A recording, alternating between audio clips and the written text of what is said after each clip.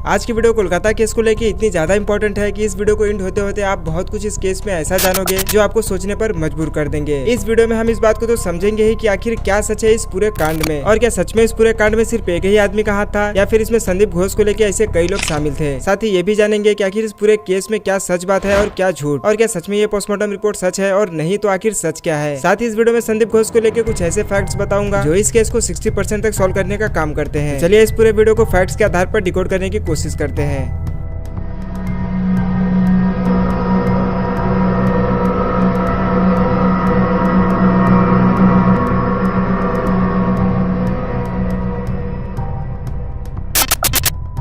सबसे पहली बात ये समझते हैं कि आखिर ये केस इतना उलझा हुआ क्यों है। तो देखो, दरअसल जब ये केस कोलकाता पुलिस के हाथ से सीबीआई के पास आता है तो इसमें बहुत कुछ चेंजेस कर दिए गए होते हैं। जैसे जब सीसीटीवी फुटेज को कोलकाता पुलिस ने सीबीआई को दिया था तो कोर्ट के पूछने पर कि क्या पूरी सीसीटीवी फुटेज सीबीआई के पास है, तो सीबीआई का कहना यह है कि कोलकाता पुलिस ने जो सीसीटीवी रिकॉर्डिंग दी है वो केवल 27 मिनट की है। लेकिन कोलकाता पुलिस ये कह रही है कि उनके पास इतनी ही रिकॉर्डिंग है, जबकि कोर्ट का ये कहना है कि कम से कम 7 से 8 घंटे तक की सीसीटीवी रिकॉर्डिंग होनी चाहिए थी। लेकिन है कितनी, सिर्फ 27 मिनट की। मतलब बाकी की रिकॉर्डिंग को या तो डिलीट कर दिया गया या फिर कैमरे को ही बंद कर दिया गया था। खैर, दूसरी जो सबसे बड़ी बात यह है कि जब ये घटना हुई थी तो अस्पताल वालों ने जब 9:58 पर संदीप घोष को इसकी जानकारी दी कि यहाँ पे अर्धनग्न हालत में एक 31 साल की मिली है, तो जहाँ पे संदीप को हड़बड़ा के अपने अस्पताल में हुए इस घटना का ब्यौरा लेना चाहिए, वहाँ ये ब्यौरा लेने के बजाय 10:03 पर यानी 5 मिनट के बाद ही कोलकाता पुलिस के एसएचओ अभिजीत मंडल को कॉल करके उससे बात करता है। और ये अभिजीत मंडल उसका बहुत ही खास आदमी था, और जब सीबीआई ने जांच की तो ऐसे ही अभिजीत और संदीप के बहुत सारे कनेक्शन के सबूत सामने आए हैं। खैर, उसके बाद कुछ ही समय के बाद वहाँ यही पुलिस पहुँचती है और फिर बिना उस क्राइम सीन को कवर के इन्वेस्टिगेशन शुरू कर देती है। जानते हो इन्वेस्टिगेशन किस चीज की? सबूत इकट्ठा करने की नहीं बल्कि सबूत को मिटाने की, क्योंकि बिना वीडियोग्राफी के ही पुलिस ने इन्वेस्टिगेशन चालू कर दिया और इस क्राइम सीन पे मौजूद सबूत को मिटाने की और इसे बिगाड़ने का काम शुरू कर दिया। खैर, पहले तो इसके फैमिली को कॉल करके कई बार हालत खराब है करके घुमाया गया, और जब फैमिली वहाँ पे पहुँचती है तो कई घंटे तक इनके फैमिली को उसके बॉडी को देखने तक भी नहीं दिया गया। एक बात यहाँ पे ध्यान देने वाली ये है कि बॉडी की हालत को देखकर कोई भी बता सकता था कि ये मर्डर है। वही पुलिस को अभी भी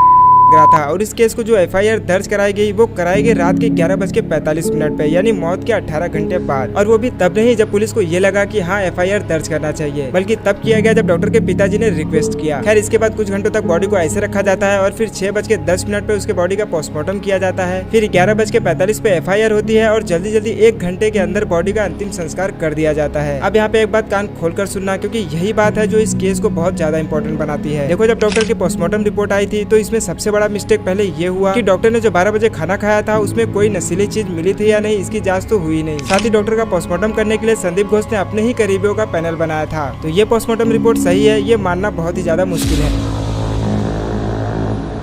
और सोचने वाली बात तो ये भी है कि 6 बजे जैसे ही पोस्टमार्टम किया गया, फटाफट रात के 12 बजे से पहले ही बॉडी का अंतिम संस्कार भी करा दिया गया, ताकि अगर कुछ सच्चाई बची भी हो तो जनता के सामने वो कभी ना आ पाए। खैर, इस केस में पोस्टमार्टम के डॉक्टर और कॉलेज के स्टाफ लोगों ने बहुत ही खूबी से काम किया है, क्योंकि पोस्टमार्टम रिपोर्ट हो या सीसीटीवी फुटेज या फिर डॉक्टर के नेल में फंसे हुए स्किन की बात करें तो सब चीजों को इतने सिस्टमैटिकली तरीके से ढंग से रखा गया था कि पूरा शक सिर्फ संजय पर ही जाए और किसी पर नहीं। अरे मतलब सीसीटीवी फुटेज जहाँ 7 से 8 घंटे तक की एटलीस्ट होनी चाहिए थी, वहीं पर सिर्फ ये 27 मिनट की है, और रिकॉर्डिंग है भी वही वाली जिसमें संजय दिखाई दे रहा है। खैर, अगर इसमें सिर्फ संजय का ही हाथ होता तो डॉक्टर उसके अगले ही दिन से हॉस्पिटल में रिनोवेशन का काम शुरू नहीं करवाता, और ना ही पोस्टमार्टम रिपोर्ट के साथ छेड़छाड़ होती, और ना ही संदीप घोष खुद उल्टा सीधा काम करके कानून को अपने खिलाफ सबूत देता। और बात सिर्फ इतनी सी नहीं, अगर आप संदीप के हॉस्पिटल में रहने की दिनचर्या को जानोगे तो आपके भी होश उड़ जाएंगे कि संदीप इस कॉलेज में प्रिंसिपल था, इसलिए वो अपने कॉलेज के बच्चों को जब मन करे पास कर देता था और जब मन करे उसे फेल कर देता था, और फिर फेल किए हुए बच्चों को मुंह मांगी रकम डिमांड करके उनसे पैसे हटने का काम करता था। यहाँ तक कि डॉक्टर को भी इस बात का डर था कि कहीं उसे संदीप फेल ना कर दे, जिसका जिक्र वो हमेशा अपनी माँ से करती रहती थी। साथ ही कॉलेज में रैगिंग करवाना हो या फिर कोई मूवमेंट, ये पैसे के दम पर सारी चीजें कॉलेज के स्टूडेंट से ही करवाता था। यहाँ तक कि कॉलेज के जूनियर स्टूडेंट के साथ ही संदीप गेस्ट हाउस में बैठकर कई बार शराब पीते पिलाते पकड़ा गया है, जिसकी खबर अस्पताल के पूर्व डिप्टी सुपरिटेंडेंट को थी, और बहुत हाथ पर लोगों के सामने मारने के बाद भी ये संदीप का बाल भी बाका नहीं कर पाए। सोचो कितनी बड़ी ताकत है संदीप घोष। गेस्ट हाउस में बैठा के शराब पिलाते थे, तो ये इंसान प्रिंसिपल कहलाने के लायक है? आपसे मेरा सवाल है, बताइए। इस तरह का इंसान, मैंने इनके अगेंस्ट में हायर लेवल में कंप्लेन किया, उस वक्त के चेयरमैन को कंप्लेन किया, डिपार्टमेंट ऑफ हेल्थ में किया, स्टूडेंट लोग 1 महीना आंदोलन किया, हंगर स्ट्राइक किया, इस आदमी का कुछ नहीं हुआ।